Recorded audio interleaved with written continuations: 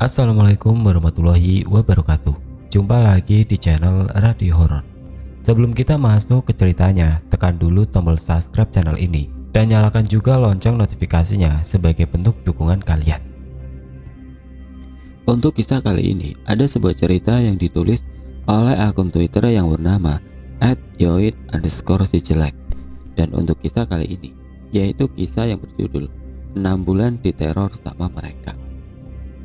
Dan bagi teman-teman yang ingin baca langsung cerita ini, silahkan nanti kunjungi saja linknya yang nanti akan saya sertakan di kolom deskripsi. Dan seperti apa untuk kisah kali ini? Langsung saja kita simak berikut ini.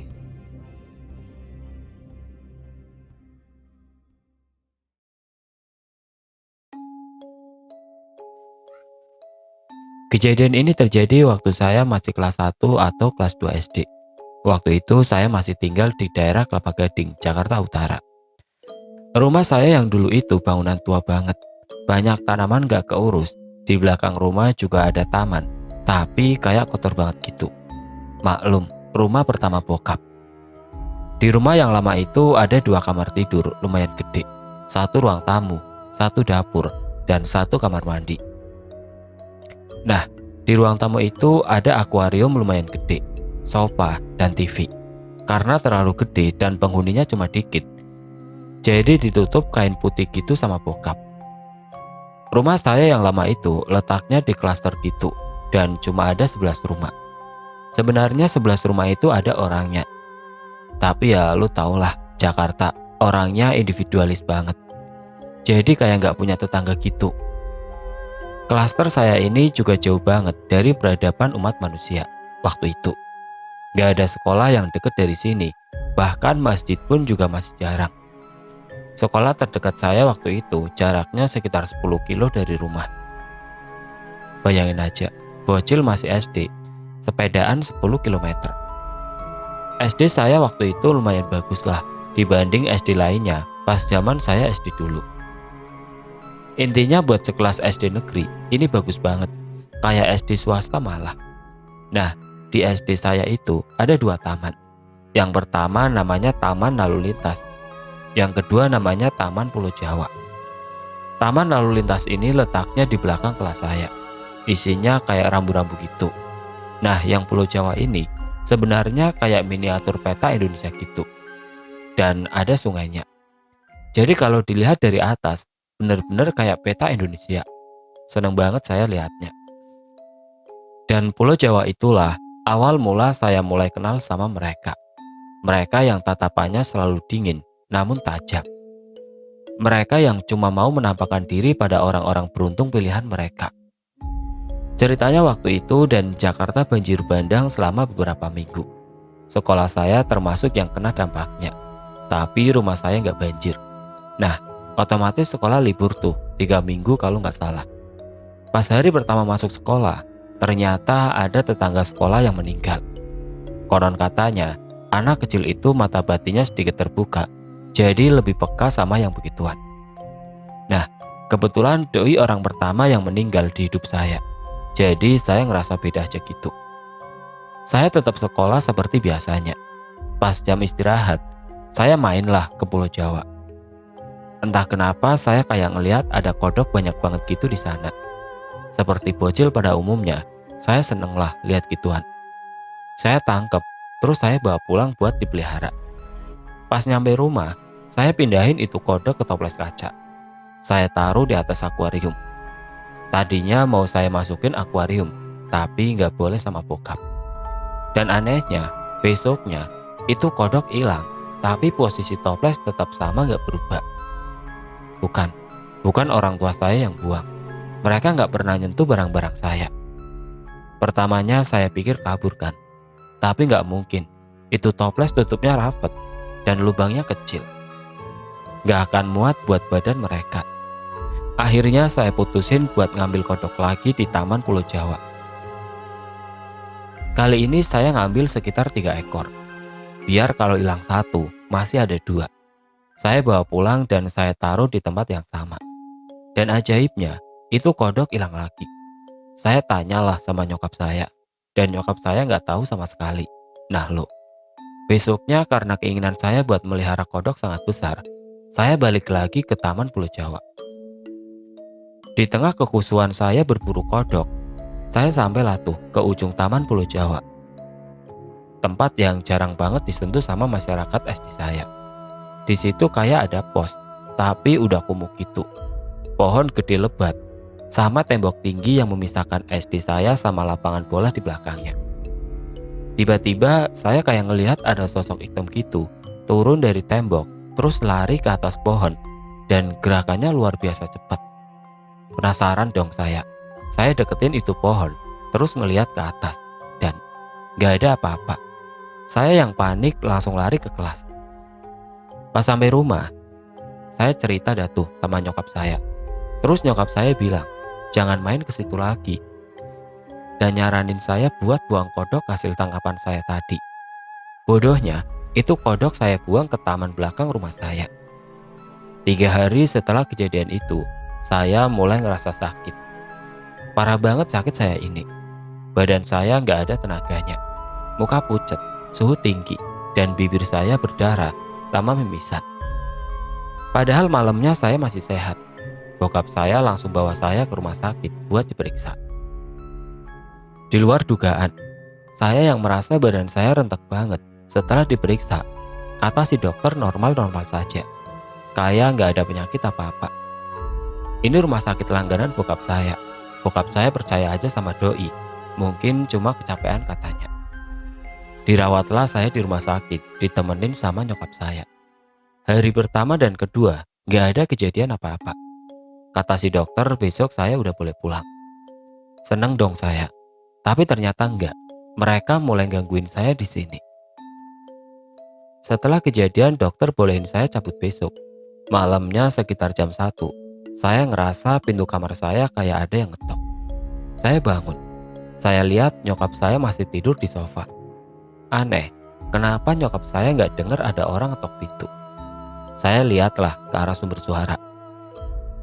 Saya ngelihat dari atas kasur karena males buat bukain pintu. Dari jendela saya lihat ada 2 orang anak lagi ngintip ke arah saya. Posisi kamar gelap dan lampu di luar nyala. Jadi backlight dan muka mereka gak kelihatan jelas sama saya. Awalnya saya kira dia anak salah satu pasien di sini. Tapi saya sadar, di kamar ini cuma ada saya sama nyokap saya doang. Gak ada pasien lain. Salah satu anak mulai nunjuk ke arah saya. Satunya lagi ngetok-ngetok kaca pelan. Saya ngerasa mereka sadar, saya bisa lihat mereka. Salah satu bocil itu dengan jelas nanya ke arah saya. Sampai sekarang saya masih ingat banget suaranya. Dia nanya tentang kamar mayat itu. Anehnya saya di situ nggak ada takut-takutnya. Dalam hati saya bilang, mana saya tahu bapak, saya aja baru nyampe. Karena dari kecil saya udah nggak enakan sama orang. Saya banguninlah nyokap saya. Saya tanya kamar mayat di mana. Nyokap saya nanya kenapa. Saya jawablah, itu ada 2 anak kecil nanyain kamar mayat di mana. Di situ nyokap saya langsung diam beberapa detik, sampai akhirnya berani buat nyalain lampu. Anehnya, pas lampu nyala, saya ngerasa kayak baru bangun tidur. 2 anak di depan jendela juga udah nggak ada. Terus nyokap saya langsung nyuruh saya minum 1 botol Aqua. Harus habis katanya. Terus nyokap saya langsung sholat malam, habis itu baca Al-Quran. Saya langsung ngerasa badan saya lemes lagi. Padahal tadi udah lumayan enakan. Samar-samar saya ngeliat ada bayangan putih joget-joget di belakang nyokap saya. Dan di situ saya ketawa kenceng banget. Nyokap saya makin panik, terus kayak peluk saya kenceng gitu, sambil ngomong bentak-bentak kayak ngusir orang gitu. Saya ngerasa badan saya makin lemes. Lama-kelamaan saya tidur di pelukan nyokap saya. Paginya dokter datang ke kamar saya. Di situ dia bilang kalau saya nggak boleh pulang karena saya drop banget waktu itu. Saya sampai dipasangin alat bantu oksigen gitu sama dia. Bokap saya datang sama saudara, tapi nyokap saya nggak mau cerita kejadian semalam. Setelah itu malamnya, nyokap saya baca Al-Quran terus sampai nggak tidur. Dan anehnya, tiap kali dia baca Al-Quran, saya ngerasa badan saya panas banget gitu. Puncaknya, Puncaknya, infusan saya lepas dan berdarah banyak banget. Pembuluh darah saya sampai bengkak, tapi saya nggak ngerasa apa-apa. Infusan saya yang tadinya ada di atas sikut, dipindahin ke pergelangan tangan sama suster. Tapi si suster lama banget masangnya. Katanya urat nadi saya nggak ketemu. Sampai darah saya keluar banyak banget. Nyokap saya kesel kan, langsung marah-marah ke si suster. Setelah 15 menit dia ngodek-ngodek tangan saya. Akhirnya dapet tuh urat nadi saya. Nyokap saya masih emosi tapi maklumlah, kasih sayang seorang ibu tidak akan lekang oleh zaman. Setelah infus kepasang lagi, saya lanjut tidur. Nyokap saya masih baca Al-Quran di sofa. 2 jam kemudian infusan saya lepas lagi. Saya nggak tahu kenapa, padahal saya tidur nggak barbar banget. Suster masuk lagi, pindahin infusan ke tangan kanan. Tetap kesulitan dia, nyokap ngomel lagi. Pas kepasang, saya tidur. Nyokap baca Al-Quran. Dan lepas lagi, sampai kira-kira 3 kali infus saya lepas. Terakhir, selesai suster pasang infus saya ketiga kalinya. Adzan subuh berkumandang. Nyokap saya sholat dan gak baca Al-Quran lagi. Dan ajaibnya, infusan saya gak lepas lagi. Normal kayak biasanya. Hari-hari absurd saya habisin di rumah sakit. Hampir tiap detik saya habisin dengan tidur. Bangun cuma buat makan, sama boker, habis itu tidur lagi. 2 minggu saya di rumah sakit, tanpa tahu lagi siang, sore atau malam. Di hari ke-14, saya udah benar-benar bisa pulang. Di rumah saya ngerasa kayak bayi baru lahir. Saya pikir saya nggak bakalan aneh-aneh lagi. Ternyata enggak, mereka masih tetap gangguin saya. Seminggu setelah masa rehat saya, siang hari pas saya lagi tidur siang, saya dengar suara langkah kaki orang banyak banget. Saya bangun, kebetulan pintu kamar saya nggak ditutup. Bayangan tanpa wujud, bolak-balik di depan kamar saya. Jumlahnya banyak banget. Posisi waktu itu nyokap saya lagi tidur di kamarnya. Bokap lagi kerja. Tapi saya ngerasa yang bolak-balik itu bokap saya. Saya panggil lah, "Ayah, ayah." Tapi nggak ada yang nyaut. Di panggilan ketiga, bokap saya nyaut tapi dari loteng. Ya, loteng di atas kamar saya. Saya ngelihat bokap saya lagi duduk di atas itu sambil senyum ngeliatin saya. Saya balas senyumnya. Dalam hati saya ngerasa aman karena ada bokap saya di sini. Walaupun tempat dia duduk absurd banget. Gak lama dia mulai nyuruh saya mendekat ke atas tanpa bicara. Pakai gerakan tangan aja. Saya yang emang posisi lagi takut banget,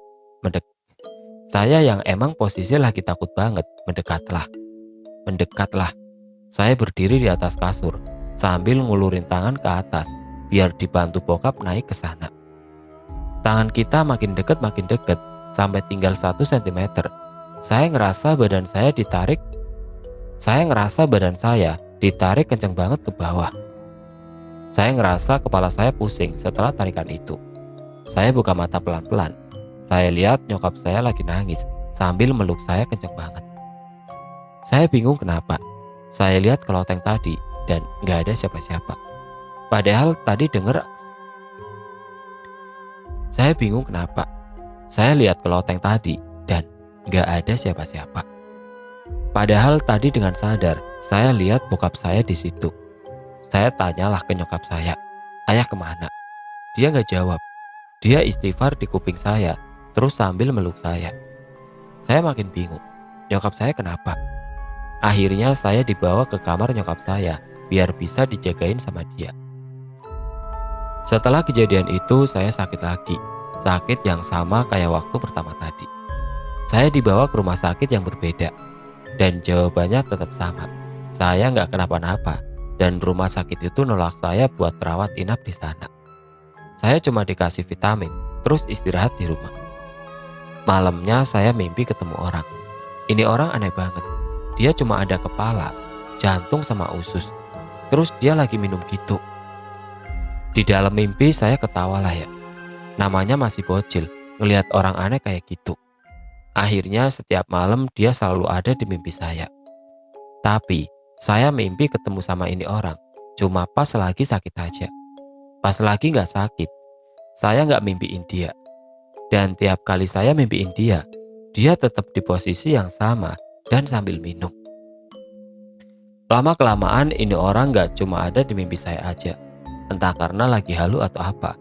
Kadang saya ngeliat dia pas lagi makan, pas lagi di kamar mandi, atau sebelum tidur. Awalnya saya rada takut, tapi lama-kelamaan saya ngerasa ini orang jagain saya. Dia teman saya. Total saya udah 10 kali sakit yang sama. Dan udah banyak dokter yang coba nyembuhin saya, tapi gak berhasil. Jadi siklusnya 2 minggu sakit, seminggu sembuh. Dan rutin kayak gitu. Sampai saya ngerasa badan saya capek banget. Rasanya kayak mau tidur selamanya aja.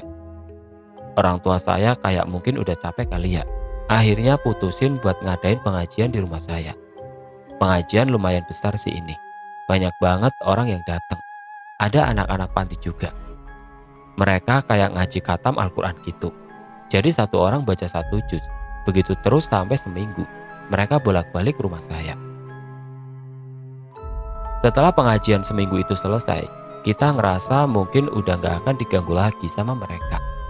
Tapi ternyata enggak. Mereka malah lebih parah ganggunya. Dan bukan saya doang yang digangguin. Mereka mulai berani jatuhin barang-barang. Tiap malam pasti panci di dapur jatuh, kayak orang lagi ngamuk. Lampu yang juga tiba-tiba nyala.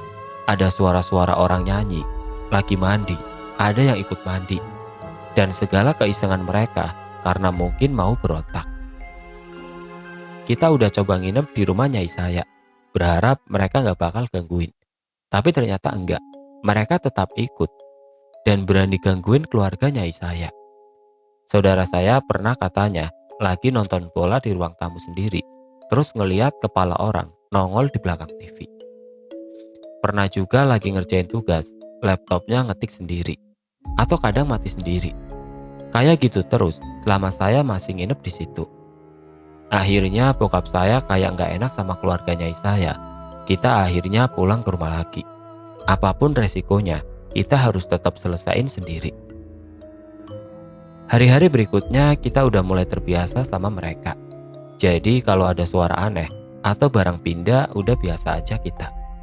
Tapi lama-kelamaan bokap capek juga. Kerjaan banyak tapi masih digangguin. Akhirnya bokap ngomong tuh sama temennya. Temen bokap saya ngenalin bokap sama temennya. Doi orang pinter gitu. Dibawalah dia ke rumah saya. Pas nyampe gerbang rumah saya, dia kayak kaget, terus gak mau masuk gitu. Akhirnya dia ke warung beli air, terus balik lagi ke rumah saya, dan baru berani masuk. Di ruang tamu dia kayak noleh-noleh tablo gitu ke segala arah. Terus duduk sambil bacain doa-doa gitu. Abis itu saya disuruh minum itu air sama dia. Saya nggak habisin, tapi sisanya dia keliling rumah, nyiprat-nyipratin itu air ke semua ruangan rumah saya. Terus dia balik lagi ke saya, ngusap alis saya 3 kali. Habis itu saya disuruh siap-siap ke taman belakang. Dia bilang, apapun yang saya lihat, jangan ngomong apa-apa. Diajak ngomong pun jangan dijawab, gitu. Pas saya ke belakang rumah saya, itu kata asap tebel banget. Di sana saya lihat ada 2 orang tua pakai baju dalang gitu. Matanya hitam sambil ngerokok. Saya bilang dia siapa? Penasaran tadi gak ada siapa-siapa. Di dekat pohon mangga, saya lihat ada 3 anak cowok gitu masih muda. Yang satu senderan, yang satu lagi duduk, yang satu lagi merayap di rumput. Terus si kakek-kakeknya ngomong, ikut yuk sama kakek, nanti kakek beliin mainan. Di situ saya diam aja gak berani gerak. Lama-kelamaan dia makin mendekat ke saya. Saya kayak ngerasa suhu di situ makin dingin. Kayak bukan di tempat saya gitu. Dia nyamperin saya. Makin dekat. Lama-lama saya merem, gak berani melek lagi. Nangis ketakutan saya di situ. Bangun-bangun saya udah di kamar dan udah malam. Padahal tadi masih pagi banget. Tetangga sama saudara saya udah ramai banget di kamar saya. Saya bingung, ada apa ini? Pas saya gerakin badan, kepala saya pusing banget. Seminggu setelah kejadian itu, kita pindah ke Bekasi. Dan alhamdulillah kehidupan kita kembali normal. Selama 6 bulan saya diteror sama mereka. Saya sama sekali nggak pernah keluar rumah, bahkan buat sekolah pun enggak. Orang tua saya nggak pernah mau ngungkit-ngungkit cerita ini lagi. Kita udah lupain kejadian 6 bulan itu. Sampai saya mulai pelihara hewan liar kayak burung hantu, ular, musang, banyak deh. Saya emang hobi pelihara hewan liar mulai SMP. Awalnya nyokap saya marah-marah, saya bawa hewan gituan ke rumah. Takut kejadian kayak gitu lagi. Tapi saya tetap kekeh buat pelihara. Akhirnya nyokap saya cerita kejadian ini. Katanya SD tempat saya sekolah dulu bekas rumah sakit. Nah, Pulau Jawa itu kamar mayatnya. Katanya ada 2 pocong, usianya 200 tahun, suka sama saya. Tiap malam nemenin saya tidur. Satu di samping saya, satu lagi di atas lemari. Mereka sayang sama saya dan gak ada niat buat jahatin saya. Tapi mereka sirik sama nyokap saya yang katanya lebih sayang sama saya. Jadi mereka berusaha buat misahin saya dari nyokap saya. 2 orang tua yang saya lihat di taman itu wujud dia, tapi bukan wujud aslinya. Wujud pas dia hidup.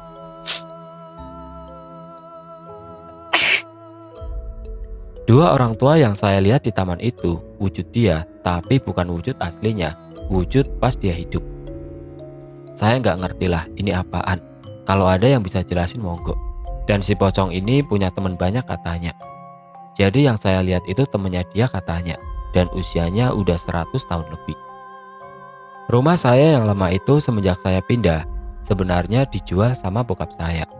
Tapi nggak ada yang mau beli, soalnya si pocong dan komplotannya masih netep di situ dan gak mau pindah kata bokap saya. Akhirnya rumah itu dibiarin aja buat investasi masa depan saya katanya. 14 tahun setelah kejadian itu, saya gak pernah balik lagi ke SD saya. Terakhir Januari kemarin, saya lewat situ. Pulau Jawanya udah gak ada, udah dibangun gedung. Mungkin bokap saya ngomong, dan gurunya gak mau kejadian kayak saya terulang lagi. Makanya sekarang tiap kali saya ketemu sama mereka, saya mulai biasa aja, walaupun kadang takut. Katanya kalau kita udah pernah lihat sekali, mereka bakal tahu kalau kita ini pernah bisa lihat mereka. Jadi kadang-kadang suka ditampakin, katanya. Mulai saat itu saya nurut sama nyokap saya, karena saya udah tahu yang dilarang sama dia sebenarnya yang terbaik buat saya. Dia takut saya kenapa-napa lagi. Pesan moralnya, jangan pernah macam-macam di tempat asing. Kalau mau apa-apa, izin dulu sama orang tua kalian. Kalau mereka bilang enggak, ya jangan dilakuin. Karena mereka yang lebih tahu dari kita. Itu sih, pengalaman pertama saya akrab sama mereka. Semoga bisa dijadikan pelajaran buat kita semua. Saran kalau kalian punya adik atau saudara yang masih kecil, temenin dia main. Soalnya kita nggak tahu kalau ada makhluk lain yang mungkin sayang juga sama dia.